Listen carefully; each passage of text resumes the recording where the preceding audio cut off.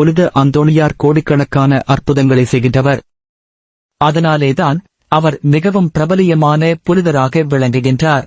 வாழுகின்ற பொழுதும் இறந்து பிற்பாடும் புனித அந்தோணியார் தம்மை தேடி வருவோருக்கு பல அற்புதங்களை செய்து பலருடைய வாழ்வியல் குறைகளை நீக்கி வெளிச்சப்படுத்தியுள்ளார். புனித அந்தோணியார் இவ்வாறு பல புதுமைகளை செய்தபடியினால் அவர் வாழுகின்ற பொழுது பலர் அவர் மேல் பொறாமைப்பட்டு அவரை எப்படியாவது ஒழித்துக் கட்ட வேண்டும் என்று விரும்பினார்கள்.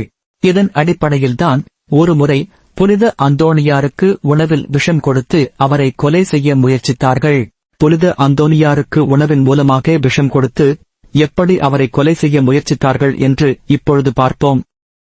அந்தோணியார் செய்கிற அற்புதங்களை பார்த்த ரிமீனி நாட்டு பரிதர்கள் அந்தோணியாரை எப்படியாவது ஒழித்துவிட வேண்டும் என்று முடிவு செய்தனர். எனவே அவர்கள் அவரை கொலை செய்ய திட்டம் போட்டனர். முடிவில் அவருக்கு சாப்பாட்டில் விஷம் வைத்து கொலை செய்ய முடிவு செய்தனர். அந்தோணியார் அந்த வழியாக செல்லும் போது அவர்கள் அவரை நல்லவர்கள் போல் தங்களுடன் உணவு அருந்த அழைத்தனர். ஆனால் ஆண்டவர் அவருக்கு சாப்பாட்டில் விஷம் கலந்திருப்பதை அவருக்கு தெரியப்படுத்தினார். அந்தோணியாரும் ஒன்றும் தெரியாதது போல அவர்களின் உணவு அருந்த சென்றார். ஆனால் உணவு அருந்தும் முன் அவர்களிடம் உணவில் விஷம் இருப்பதை அவர்களிடம் சொன்னார். ஆனால் அவர்கள் அவரை பார்த்து ஏளனமாக சிரித்தனர். அந்தோணியார் அவர்களுக்கு ஆண்டவருடைய வாக்கியத்தை அவர்களுக்கு நினைவுபடுத்தினார். என்னை பின் செல்கிறவர்கள் யாராவது கொடிய விஷத்தை குடித்தாலும் அவர்களை அது ஒன்றும் செய்யாது. அப்போம் நீர் இதை குடித்து உமக்கு ஒன்றும் ஆகவில்லை என்றால் நாங்கள் சேசுவை நம்புவோம் என்று பதில் அளித்தனர். அவர் அவர்கள் முன்பாக அந்த உணவை சிலுவை அடையலாம் வரைந்து பின் சாப்பிட்டார். அந்த விஷம் அவரை ஒன்றும் செய்யவில்லை. அங்கு இருந்தவர்கள் அனைவரும் மனம் திரும்பி நல்ல கிறிஸ்தவர்களாக வாழ ஆரம்பித்தனர். இந்த புதுமையிலே புனித அந்தோணியார் தனக்கு உணவிலே விஷம் இடப்பட்டிருப்பதை அவர் உண்பதற்கு முன்பாகவே அறிந்து கொண்டார். இது புனித அந்தோணியாருடைய அளவுக்கு அதிகமான வல்லமையை காட்டுகின்றது. அது எப்படிப்பட்ட வல்லமை என்றால் தான் உணவை உண்பதற்கு முன்பாகவே அந்த உணவிலே விஷம் கலந்திருக்கின்றது என்பதை அவர் புரிந்து கொண்டார். ஒருவர் உணவை உண்ட பிற்பாடு அதில் விஷம் கலந்து இருக்கிறது என்பதை புரிந்து கொள்வது ஒரு விடயம்.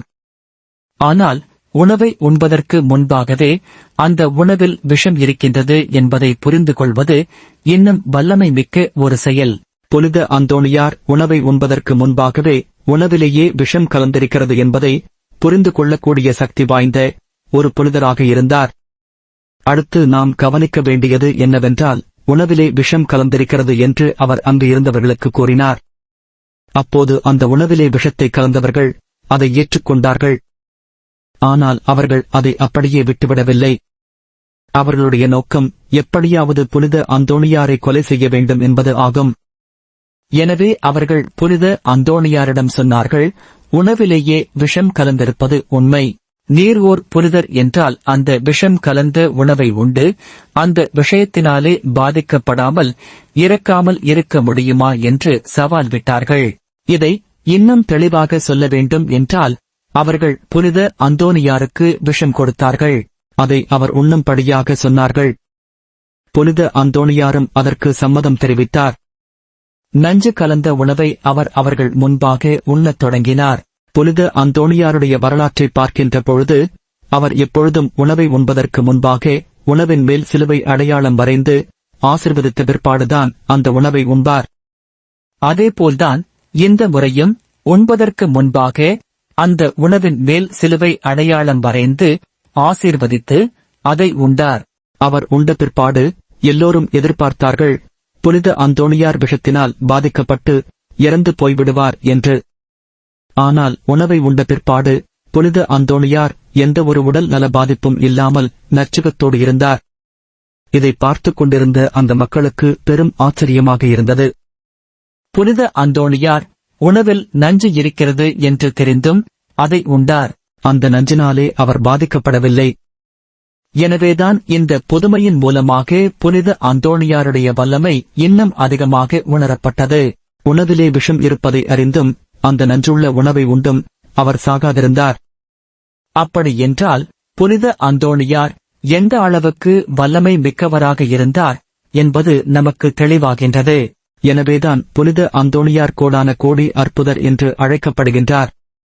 புனித அந்தோணியாருடைய ஆலயங்கள் இருக்கின்ற இடங்களுக்கு நீங்கள் சென்றீர்கள் என்றால் பக்தர்கள் நிறைந்து வழிவார்கள்.